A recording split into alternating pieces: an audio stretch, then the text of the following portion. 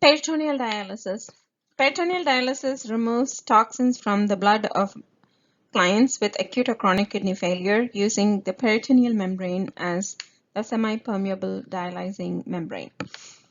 Hypertonic dialysing solution, or the dialysate, is instilled through a catheter in peritoneal cavity. High concentrations of electrolytes and uremic toxins diffuse across the peritoneal membrane into the dialysis solution. Excess water moves into the solution by osmosis. Dialysate is drained after appropriate dwelling time. Possible complications include peritonitis. For this, use aseptic techniques while handling the catheter. Leakage. This occurs initially after catheter insertion, stops spontaneously when a scar tissue forms around the catheter site. Bleeding. Bloody effluent or outflow in some patients occurs due to menstruation. The hypertonic dialysate pulls blood from the uterus through the opening in the fallopian tubes, and this subsides after a couple days. Catheter obstruction or insufficient outflow. To avoid this, avoid kinks, change the patient's position if it's not draining. Hypotension and hypovolemia. This is caused due to excess fluid removal. Carefully monitor the Eisenhows. Check weight accurately before and after dialysis. Hyperglycemia and hypertriglyceridemia, and this occurs from the glucose in the dialysate. Monitor diabetics closely. Add insulin to the dialysate to bring down the blood sugar.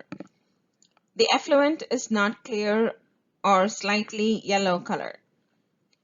The dark yellow color is due to bladder perforation, brown is due to intestinal perforation, and cloudy means infection.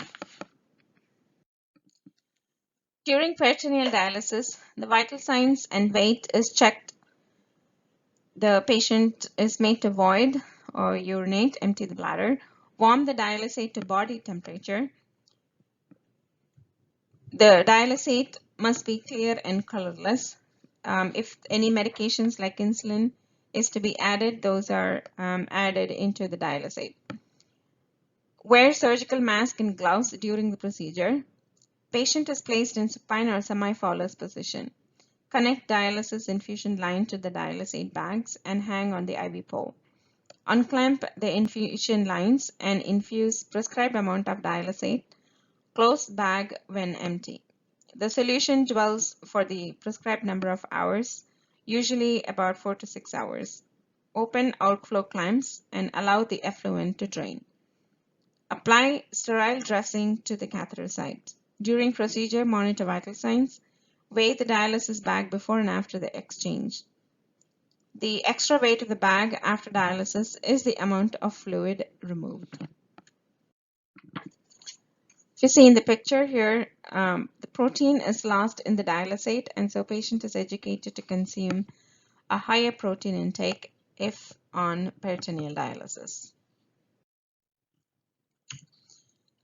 Hemodialysis versus peritoneal dialysis. The major difference between hemodialysis and peritoneal dialysis is the amount of glucose in the dialysate. PD has a higher concentration of glucose, and so if the dialysate is left in the peritoneal cavity for too long, hyperglycemia and hypertriglyceridemia can occur. Another difference is that hemodialysis uses a lot more heparin than peritoneal dialysis. Rapid shifts of fluid and electrolytes can cause disequilibrium syndrome in hemodialysis. PD is most natural to the body, and so the patient does not feel as fatigued and tired as the hemodialysis. Although both HD and PD results in protein loss, the loss of proteins in PD, peritoneal dialysis, is much more, and so the restrictions on their dietary intake is much lesser than in HD. Since patients on dialysis cannot excrete water, rapid administration of IV fluids can result in pulmonary edema. Patient education regarding dialysis includes discussing about the kidney disease and how it affects the body, maintaining a clean home to avoid infections, especially if it's a peritoneal dialysis at home, Education on how and when to contact medical provider and emergency phone numbers, keep them handy. Educating on ordering supplies, storage, and inventory of dialysis supplies so they don't run out. State the name, dose, frequency, and purposes of the different medications, especially the immunosuppressant drugs, the side effects, and what to notice and when to contact the doctor for side effects. Demonstrate the catheter and exit site care. Properly demonstrate aseptic techniques, hand washing using gloves and mask while doing peritoneal dialysis at home.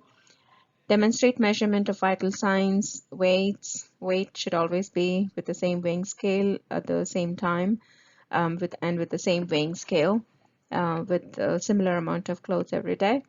Assessing AV fistula for the positive thrill and the Broe.